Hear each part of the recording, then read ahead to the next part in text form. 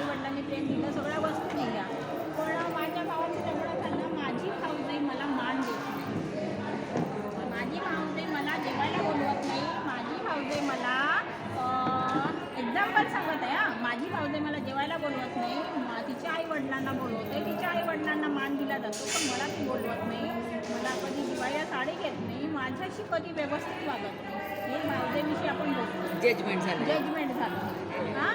तर एक विचार करायचा की आता लग्नापासून ती आपल्याशी चांगली वागत होती, साडी घ्यायची, पाय धुवायची, आपल्याला जेवण खावण सगळं करायचं हां, असं नाही सुखादुःखात पण सामील झाली, पण आता एका वेळेस दिवाळीला एक वेळेस नाही सोडलेला आपल्याला जेवायला, नाही साडी दिली, आपण तिच्याकडून एक अपेक्षा केली की बाई तू माझे पाय धु, मला एक साडी दे भावजेच्या रूपाने, मग त्याच्यामुळे काय झालं तिच्याशी आपण सविस्तर ती कनेक्टिव्हिटी बनवली, 2-4 वर्ष ती चांगली राहिली, पण एका याच्यातून आपले संबंध तुटून गेले, त्याच्यामुळे काय झाले आपले जे हार्मोन्स आपल्या शरीरातलं पाणी जेव्हा तिला बघतो ना तर आपलं राग येतो, तिच्या आईवडिलांना बोलवते, तिच्या गणगोतांना बोलवते, मला तर विचारत नाही तू खूप वाईट पण आपला सगळा सत्यानाश, आपल्या पाण्याचा सत्यानाश, आपल्या शरीराचा, मग एका मिनिटाचं ते झालं, आपल्याला किती त्रास होतो, त्याच्यापेक्षा जजमेंट सोडायचं आणि तिला माफ करायचं, कारण की ती भावाचा संसार वागवत आहे, त्यांची मुलं वागवत आहे, आई वडिलांचं करत आहे, आणि तिचं पाहण्याचा दृष्टिकोन, तिच्या 10 मैत्रिणी आहे ना तिचा मान करतात, खूप चांगली आहे, आणि तिचे मित्र मैत्रिणी खूप मांडणार, नातेवाईक पण करतात, मित्र मैत्रिणी करतात, पण तुम्ही तिच्याकडून एक अपेक्षा लावली साडीची करण्याची, ती सोडा. तुमच्या कपाटात 1,500 ते 150 साड्या आहेत, त्या साड्या तुम्ही रोज घालता का हो, रोज सुंदर तयारी म्हणून राहता का हो, नाही होत ना, मग त्या साडीची का बरं अपेक्षा करता, का बरं काहीच अपेक्षा नाही, त्याची नाही उदाहरण सांगत आहे, डायव्हर्स झाल्यापासून मी भाऊ कोणाकडून रिश्तेदार सोयऱ्यापासून दूरच राहते, अलिप्त राहते, नाही उदाहरण आहे की भावजाईपासून एक झाला हा संदेश प्रत्येकापर्यंत जातो की प्रत्येक गोष्टीचा होते, मला कसं वागवलं समाजात जाते, त्यांनी मला पर्व केलं, आम्ही कोणत्याच प्रोग्राममध्ये नाही, आणि देऊ नका नाही येते ही माझी मावशी आहे, ती आत्ता बसली होती ना ओरिफ्लेम कंपनी, आणि तिच्याकडे लेडीज गार्मेंटचं ब्युटिक आहे, आणि माझं फिजिओथेरपी सेंटर आहे.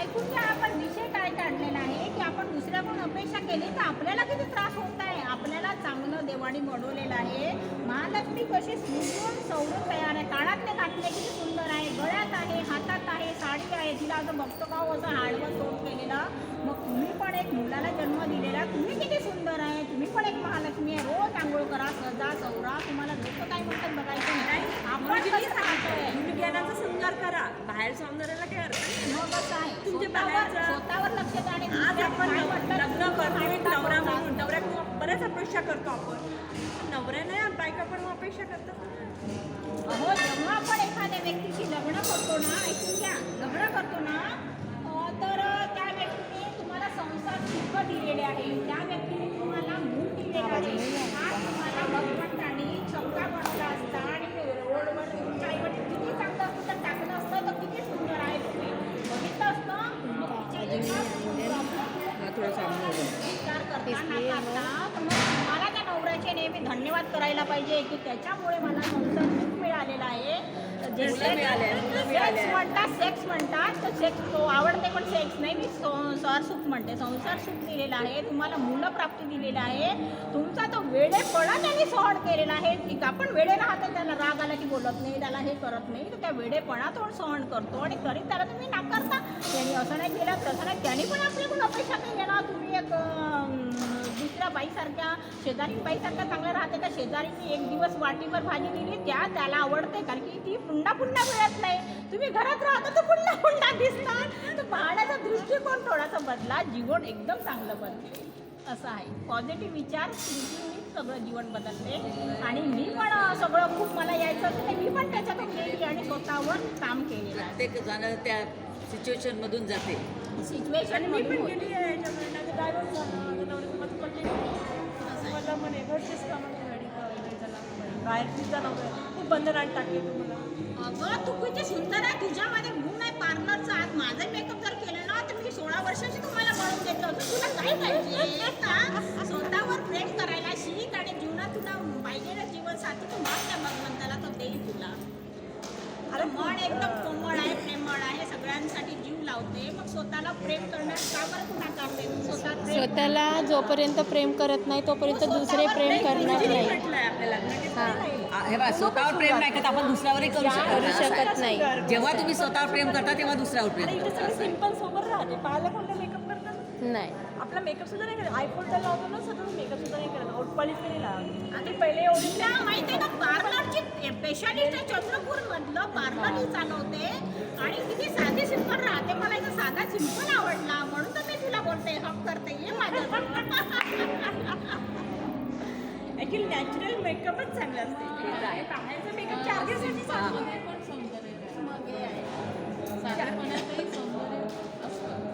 4 दिवसाचा शृंगार आहे बाहेर. साड्या घालून आपण मेकअप टेकतो. पैसा सेव्ह होतो ट्रस्टीला सांगतो. आणि आपण कसं राहिलो ना तर दुसऱ्याचं जजमेंट नाही. तू आपल्याला काय म्हणेल तू आपल्याला काय म्हणेल ते नाही बघत. मी काय आहे ते महत्त्वाचं सिद्ध करा. जीवनात ते आहे. आपण दुसऱ्याकडे बघतो की मला मी चांगली राहिली तर लोक काय म्हणेल मला काय म्हणेल लग्नात असं आहे. आजकाल एवढा आता बदलाव समाजात झालेला आहे. नवरीला फक्त लग्नापुरते साडी घाल. सासरा म्हणते तू पटकन पैजामा घालून किंवा हे घालून तू बदलाव करते. मग झालेला आहे ना. मग त्याचा स्वीकार का बरं नाही करत की आता तुम्हाला ओढणी घेऊन आता समोर जावं लागते. पण नॉर्मल ती परिस्थितीनुसार साडीमध्ये बाई किती सुंदर दिसते. लुगडं घातल्यावर किती सुंदर दिसते. आता वड सावित्रीला मी जाते तर मी मस्त लुगडं घालते. पूर्ण तयारी होते. सगळ्या कॉलनीच्या बाया बघतात. माझं वय नाही पाहत. मी किती चांगली राहते ते पाहते. माझं मी सौंदर्य पाहते. मी लट्टा आहे बारीक आहे. मी माझा स्वीकार केलेला आहे. बरोबर. माझ्या तुम्ही जसं आहे तसं स्वीकारा. बारीक आहे. माझ्यात जर काम केलं ना मी सडपात्र होऊ शकते. पण मला तेवढा वेळ नाही किंवा मी त्याच्यात काम करत नाही. रेग्युलर होत नाही. मी मान्य सगळ्यात करते सुंदर आहे ना साडीमध्ये. असं आहे.